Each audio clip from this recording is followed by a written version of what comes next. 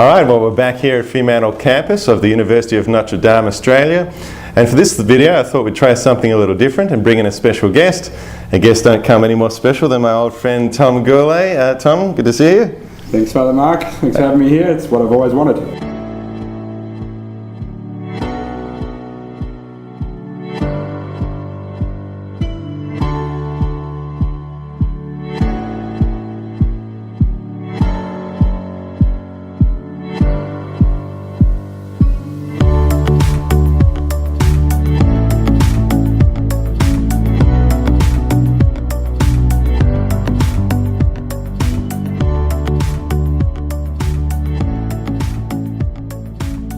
Alright, well, now if you would, could you share with the viewers what your role is here at the university? I'm the manager of campus ministry here at Notre University. And how long have you been in that role?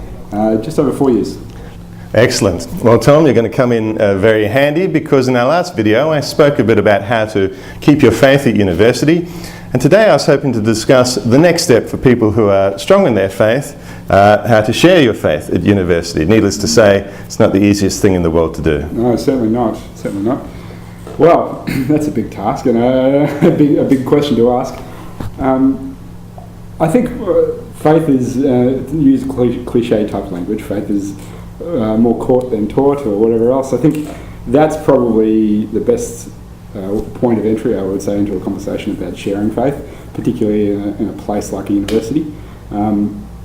One of the things that I think has been most successful for students in this space is actually being authentic, showing that the faith is a real part of their lives as they engage in whatever they're studying and life that they're living. Alright, so what does an authentic faith on campus look like, and what would be some of the barriers to that?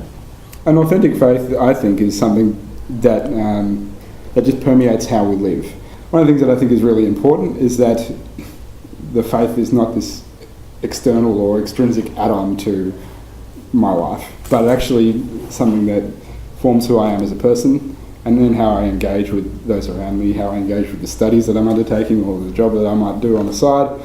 The faith is a lived experience. The time you've been here on campus, you've no doubt had a number of students come through with varying levels of faith already, and some, I suppose, really trying to make an effort to live out their faith. What would you see are some of the biggest problems they run into?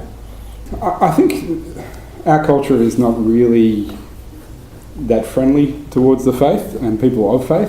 I don't think that's anything new. I think Christians, even today, in different cultures have it much worse than we do. But I think there's a kind of insidious apathy towards the faith in our culture that makes it difficult to really live the faith in a tangible way. And that's generally around, and particularly sharing the faith. One of our students here is a great guy, really on fire with the faith, finds himself often in discussions with people, and he's interested in talking about the things that actually kind of enliven his life. And he's studying metaphysics at the moment, which is very interesting. And he was talking to another student just while they were getting a coffee or something like that, and they were asking him what he studied. He said, I study metaphysics, what does it mean to be? Those types of questions. Or what's the meaning of life? What's the purpose of existence? And the other student was just like, what a stupid question to ask. Hadn't conceived of that being an important question. It seems to me that our culture deafens us, makes us not even interested in those questions of ultimate meaning. But I think there are probably a multitude of ways of getting through that. I think a life that's actually transformed is probably the key way. When a life is lived with purpose, people see that, and I think that's different. That's unique. I'm interested in that. Tom, unpack that a bit for us, this living an authentic life. It's really easy to confuse being a Catholic with just going to church on Sundays. That's a good start. Maybe even during. It's a great start, don't get me wrong. It's like a bare minimum.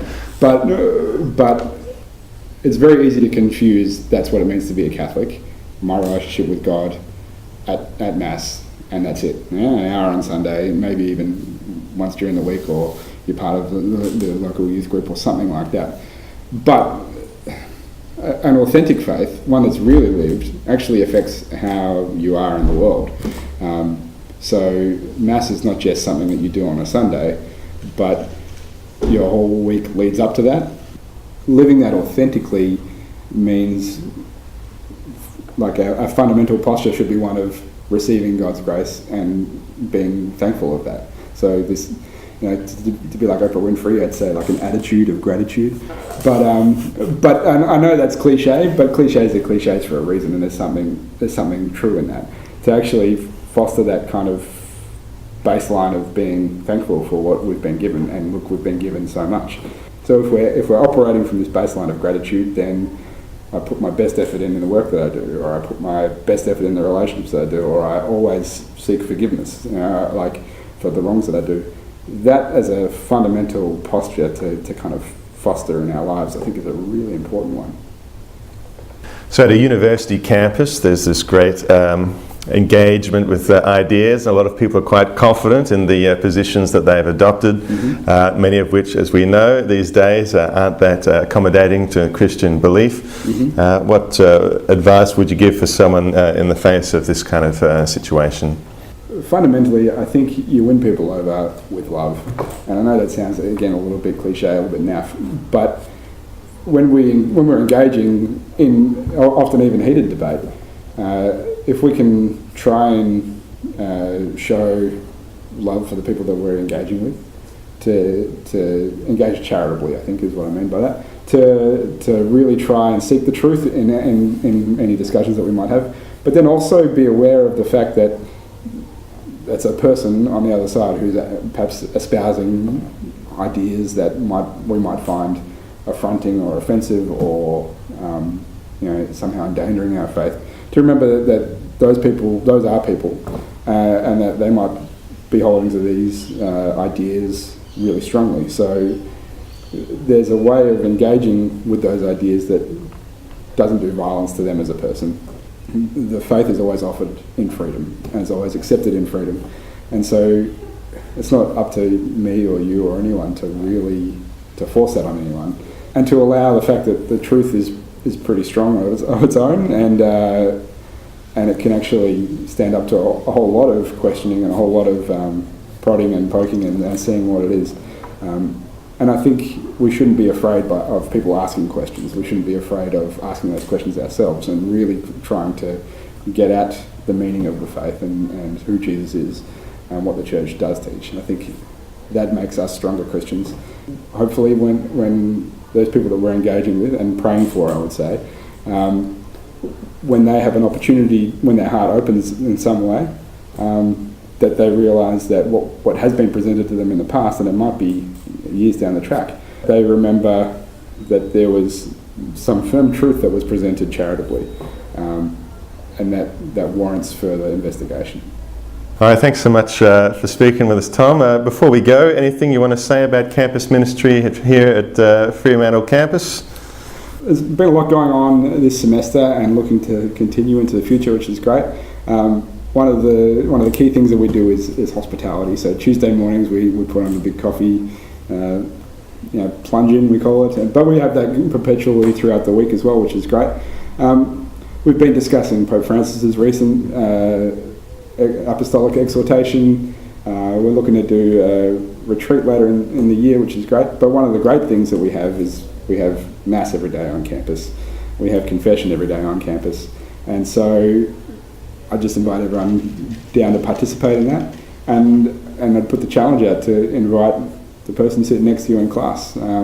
Always a free invitation, and it might lead to a really interesting discussion to follow. So yeah, we'd be really keen to see people. We'd be really keen to see you here in the chapel or hanging around campus ministry, and invite your friends. And that's what the faith is. It's about inviting people into a more interesting way to live.